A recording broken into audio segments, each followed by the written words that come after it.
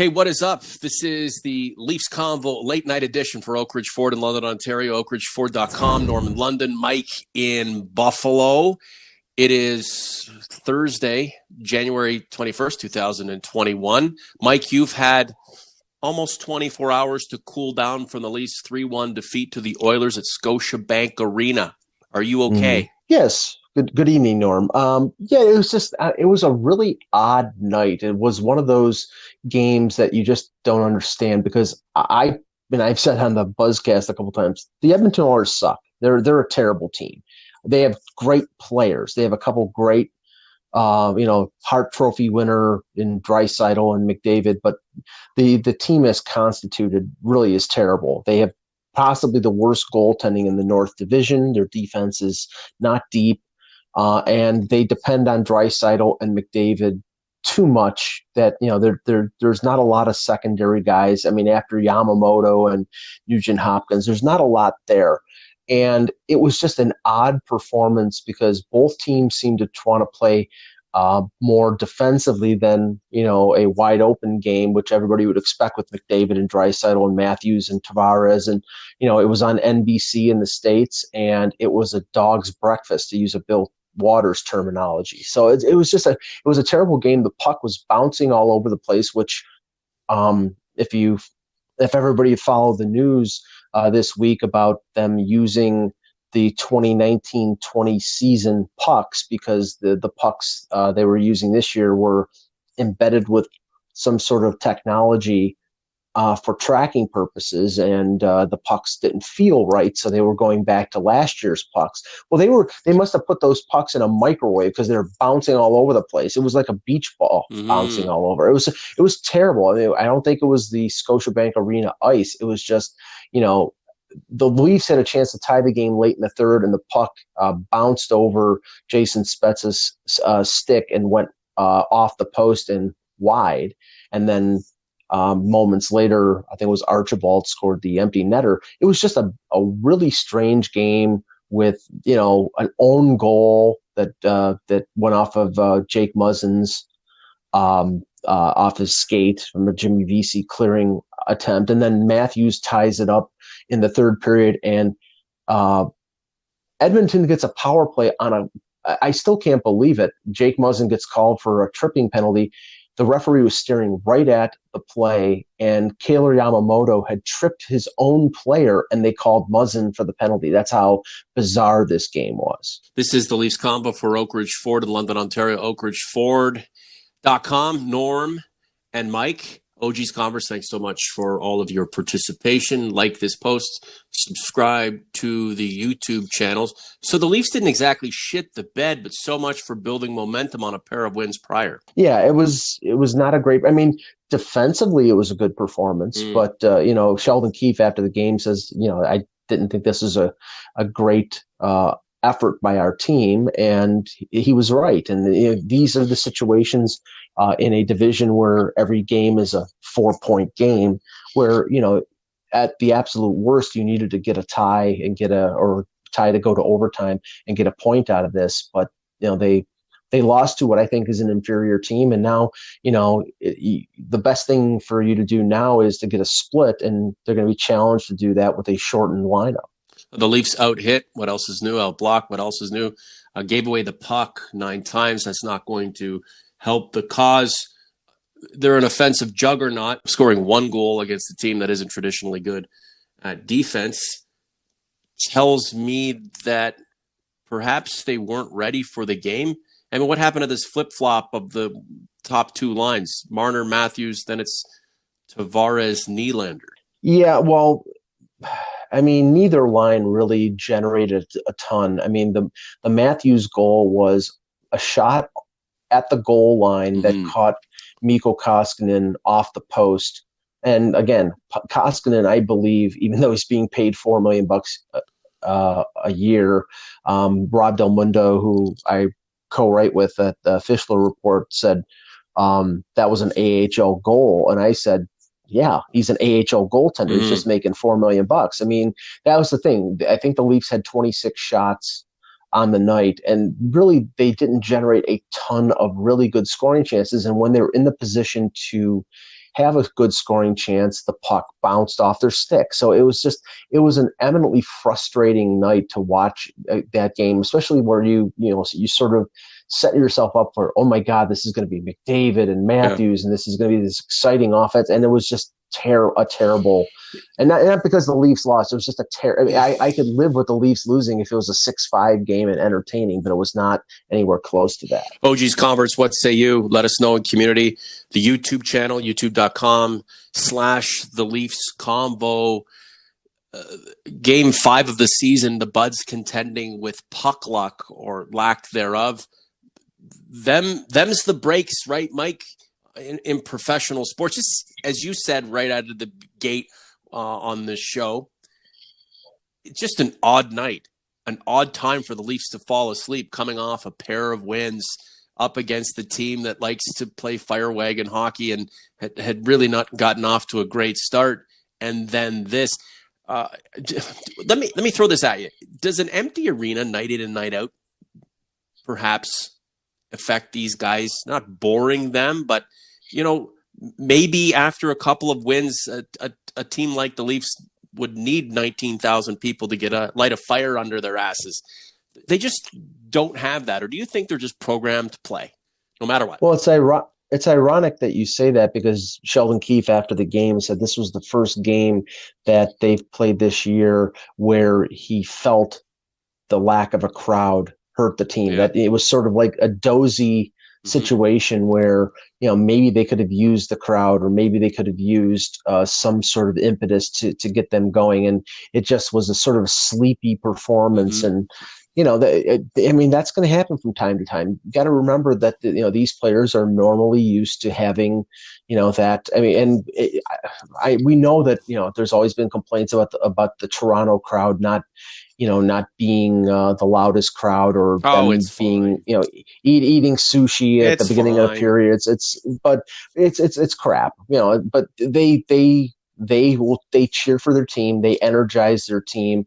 And this was a performance that maybe they needed that energy and it wasn't there. So the second of two, Friday at Scotiabank Arena, I guess based on the ebbs and flows of this young season so far, we should expect a better performance, or who knows what the hell is going to happen. I can tell you the Leafs need to generate more opportunities with the man advantage. We've been talking about this podcast in and podcast out. It's a well-known thing, Mike, that the Leafs need to draw more penalties. Their agitators need to get going if they have any, and if they don't, that speed has to somehow trigger mistake from the opposition so that these guys can get more opportunity with the man advantage. Only 2 power plays, 0 for 2 in that game on Wednesday. I'm sorry, for a team with this much firepower and that professes to have toughness through special teams and its offensive ability, you've got to draw more penalties. Well, the thing that puzzles me is that a team with the star quality that the Leafs have, we know star players attract penalties. We know that McDavid gets calls. We know that McKinnon gets calls. Crosby has traditionally. I don't see the same thing happening with Matthews, with Marner, with Tavares. So this is on the official. Yeah. Well, no. I mean, I guess. I mean, not conspiracy, but I'm just saying that just seems to be the natural way of things. In the NBA, star players get calls. In Major League Baseball, before you had the Quez strike zone. Greg Maddux would have a couple inches on the outside of the plate that he would get the call where somebody else wouldn't. Well, he's got to get out of there in 90 pitches, Mike.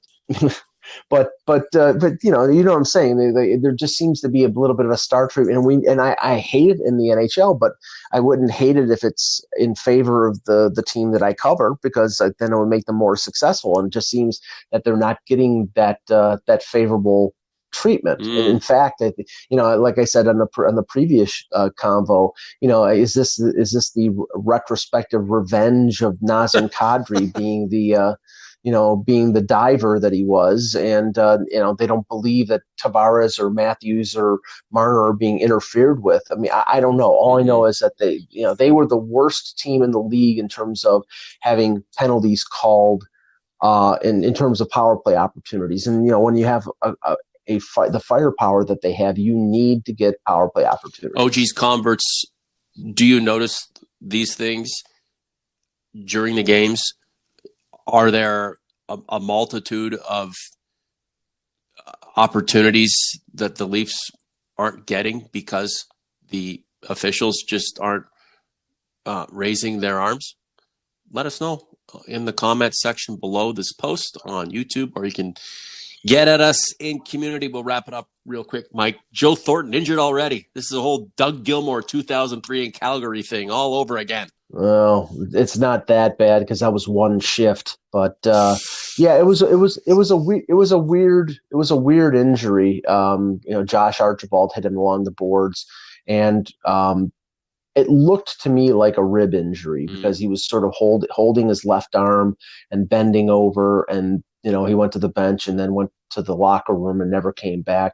And Sheldon Keefe after the game said that he's going to miss some time. So they haven't. I guess they're doing an MRI today, and they'll probably reveal the extent of the injury on Friday before the game. But he said he's going to miss some time, so I would expect at least a few weeks and maybe longer. And on the heels of losing Nick Robertson, if you looked at the lineup that they skated with at the Ford Performance Center this morning, with Austin Matthews not feeling well, so he took the morning off.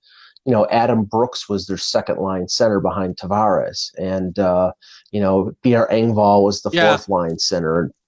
Yeah, that's no problem.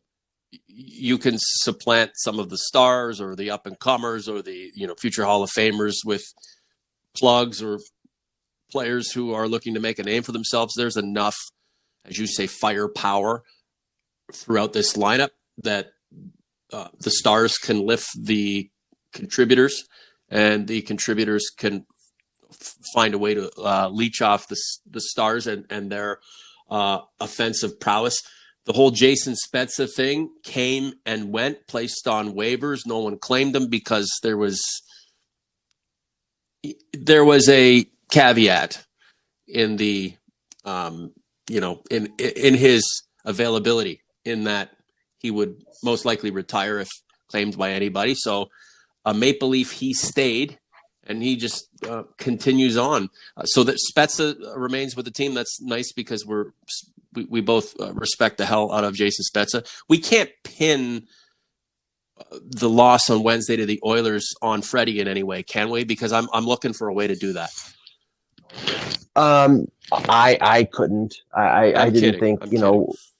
Oh, no. I know. I'm just saying. I couldn't. I know that some people who watch the game who are looking to blame Freddie Anderson, decided that that was fair value to do that. But I'm sorry. It's like the first goal was off of a skate, and the second goal was a sort of a deflection that went to Draisaitl, and he beat him cleanly. So I think that the whole Jack Campbell should be the starter thing is a bunch of crap. Yeah. I think it's just it's a lot of stuff that people are looking to beat down on Anderson, and I think, like I said, his legacy is going to be proved in the playoffs this year. And if they don't have success, then he's likely going to be leaving as a free agent, and they'll find another goaltender. And if he has success, he might be leaving because he can find a bigger contract. But, the most important thing this year is for Anderson to play well in the playoffs. And first they have to make the playoffs before that can happen. So is it Anderson or Campbell on Friday?